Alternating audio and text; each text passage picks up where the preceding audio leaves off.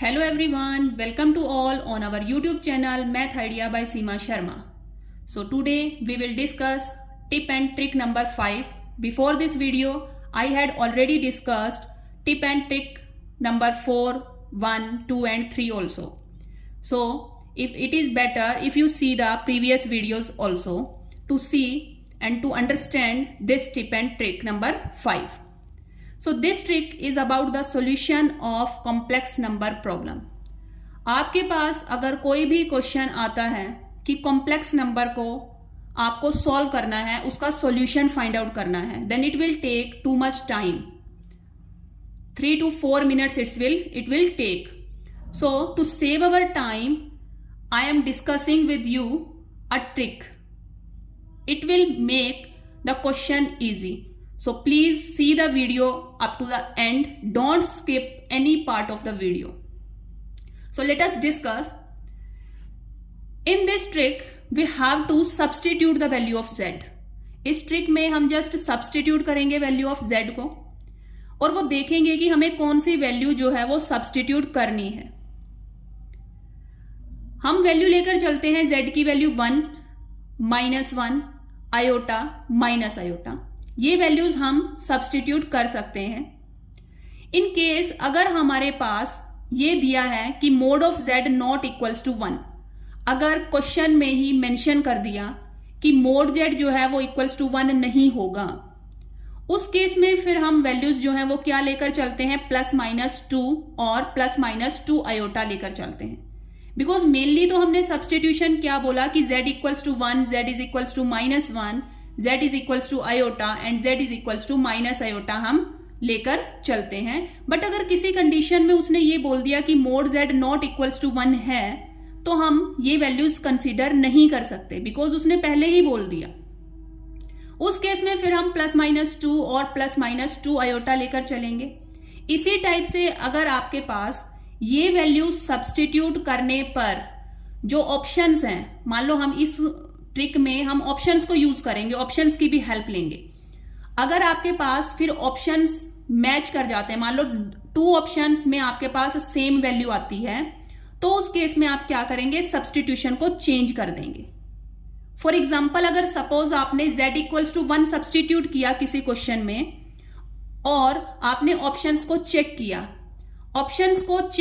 z equals to 1 fill करने पर और 2 ऑप्शन आपके क्या हुए, सेम आंसर दे रहे हैं, तो आपको इस सब्सटीट्यूशन को चेंज करना होगा. इस सब्सटीट्यूशन को फिर आप चेंज करेंगे. सपोज फिर आप -1 सब्सटीट्यूट करके देखेंगे. अगर इस वैल्यू से भी आपके पास दोनों ऑप्शन या 3 ऑप्शंस मैच कर जाते हैं, सेम आंसर देते हैं, तो फिर आप z is equals to iota जो है वो सब्सटीट्यूट करेंगे. वैसे मोस्ट ऑफ द केसेस आपका जो क्वेश्चन है वो सॉल्व हो जाएगा easily. Let us see and discuss with an example.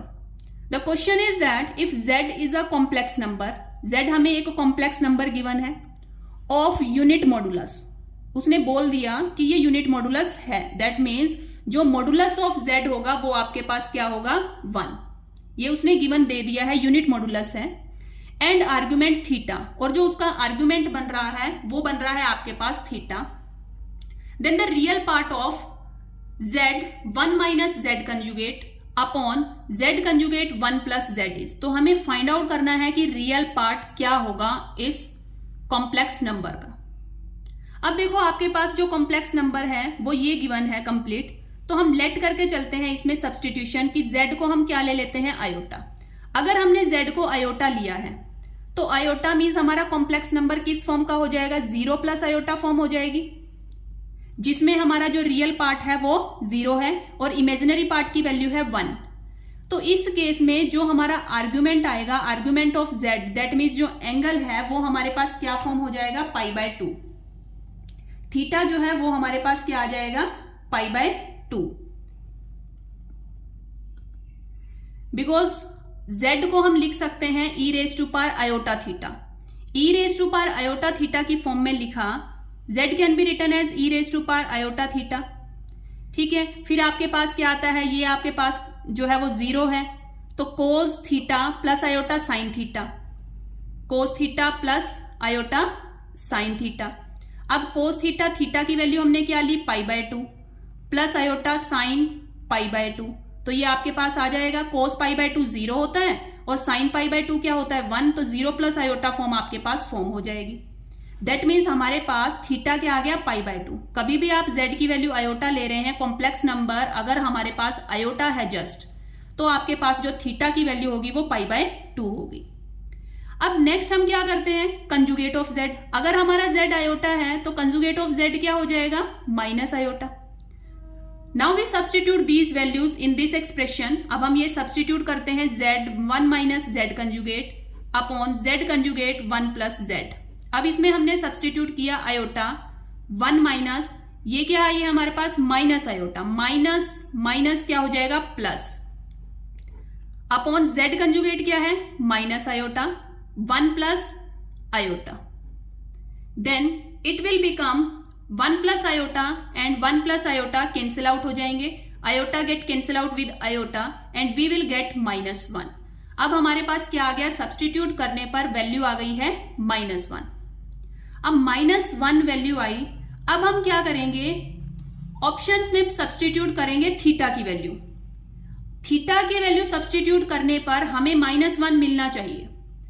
हमने फर्स्ट ऑप्शन लिया 2 cos square theta by 2, 2 cos square theta की वैल्यू है पाई बाय 2, तो ये हो जाएगा आपके पास pi by 4 and we know that this value will become cos pi by 4 की वैल्यू होती है 1/√2, उसका स्क्वायर करेंगे 2 इंटू 1/2, तो ये तो आपके पास 1 आया है, -1 नहीं आया। Now we will check option number B, 1 minus cos theta by 2, 1 minus cos theta की वैल्यू है pi by 2, pi by 2 substitute करेंगे it will become pi by 4, 1 minus 1/√2 आ जाएगा, then it will not possible that it will become equals to -1, नहीं आएगा। Now we will see option number C, 1 plus sine theta by 2, 1 plus sine theta, value of theta is pi by 2, then it will become pi by 4, then 1 plus 1/√2 because sin pi by 4 is also 1/√2. It will also not equals to -1. Now D value, D option is -2 sin square theta by 2, then -2 into sin pi by 4. Sin pi by 4 will become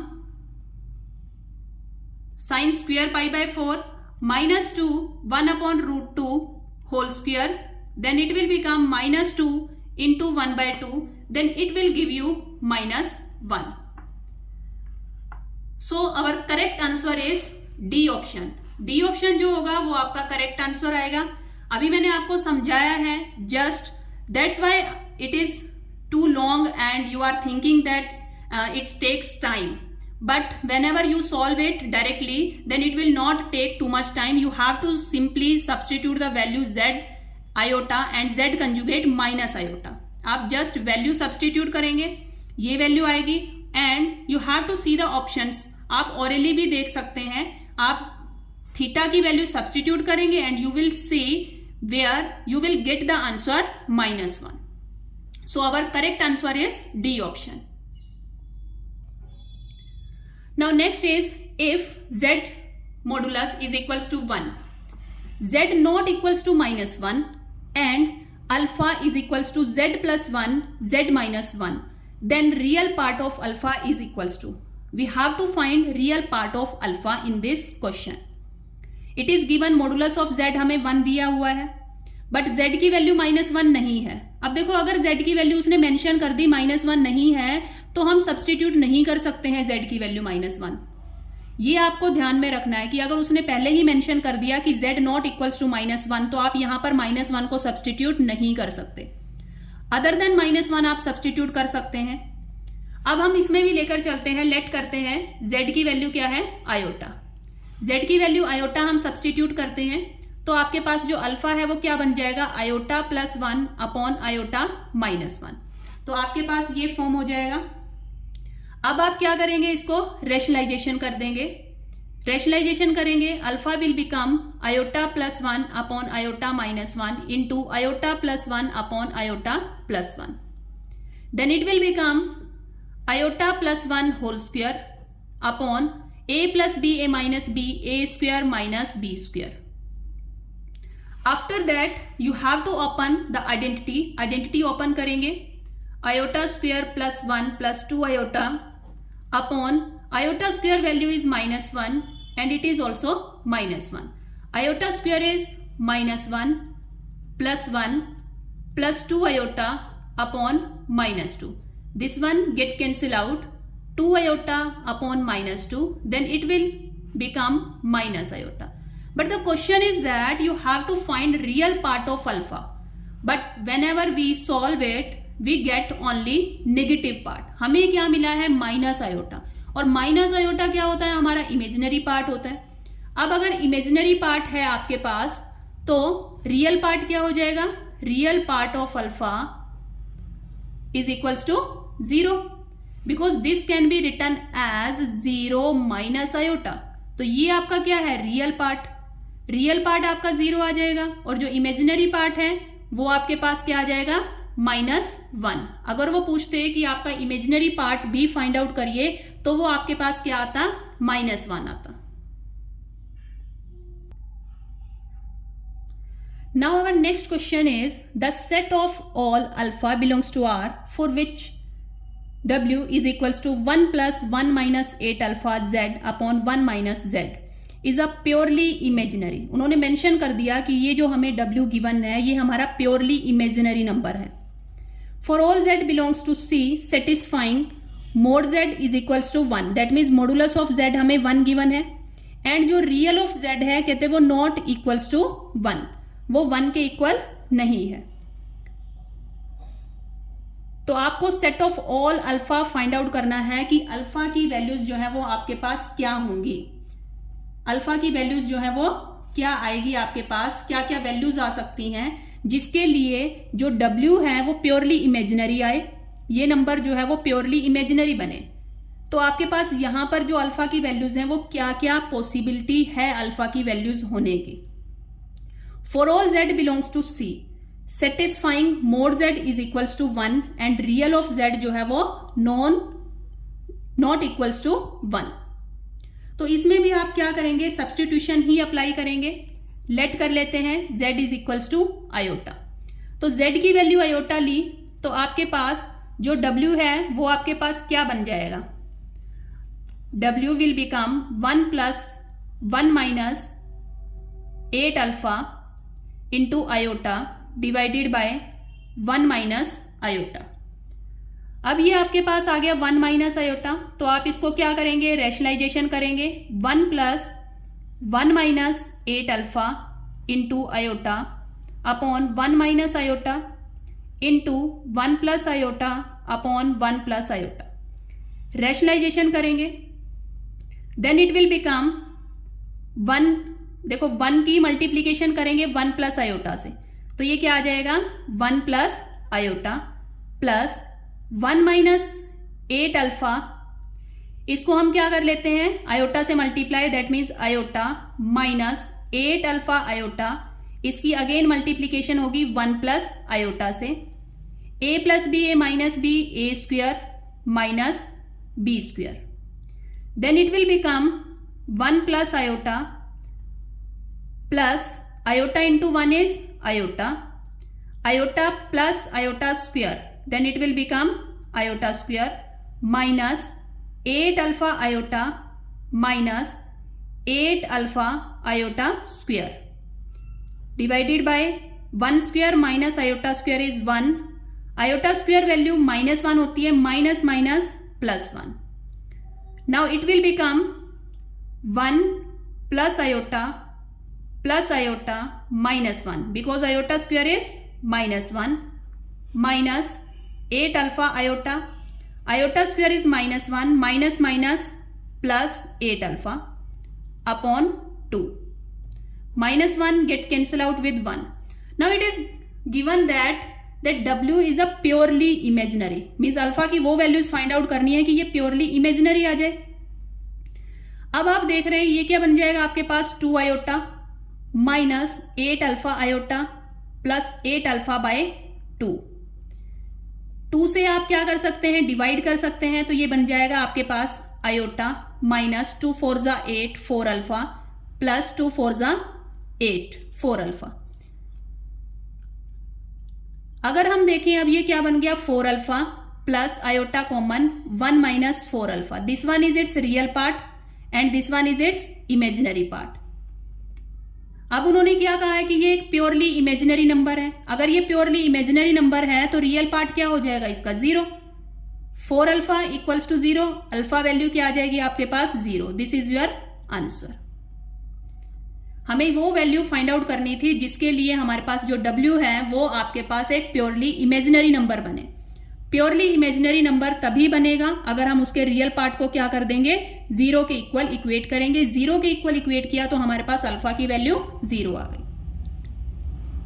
so simple था, हमने just z को क्या put किया है iota substitute किया। Substitution करने से जो हमारा क्वेश्चन है वो इजी हो गया और हमने जस्ट सॉल्व किया और रियल पार्ट को इक्वेट कर दिया 0 के इक्वल। नेक्स्ट आपके पास क्वेश्चन है if z is equals to c of unit modulus and argument theta, then argument of 1 plus z upon 1 plus z conjugate is equals to।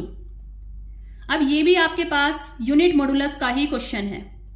Unit modulus given है and argument क्या है theta. हमें इसका argument निकालना है, means z का argument हमें दे रखा है थीटा, हमें इसका आर्ग्यूमेंट निकालना। It is also very simple. देखो इसको आप ऐसे भी कर सकते हो, argument 1 plus Z upon Z conjugate क्या होता है आपके पास 1 by z, then it will become equals to argument of 1 plus z, आप एलसीएम लेंगे क्या बन जाएगा z plus 1 upon z, then it will become equals to argument of 1 plus z upon z plus 1, और ये जो z है ये आपका कहां पर आ जाएगा ऊपर आ जाएगा न्यूमिरेटर में, ये दोनों cancel out. It will become equals to argument of z, और आर्ग्यूमेंट ऑफ z हमें क्या गिवन था थीटा गिवन था, तो आपका आंसर भी क्या आ जाएगा theta. So in this way you can solve these questions. And friends, if you like this video then please share this video with your friends also, and also like, share and subscribe my channel Math Idea by Seema Sharma. Thank you friends.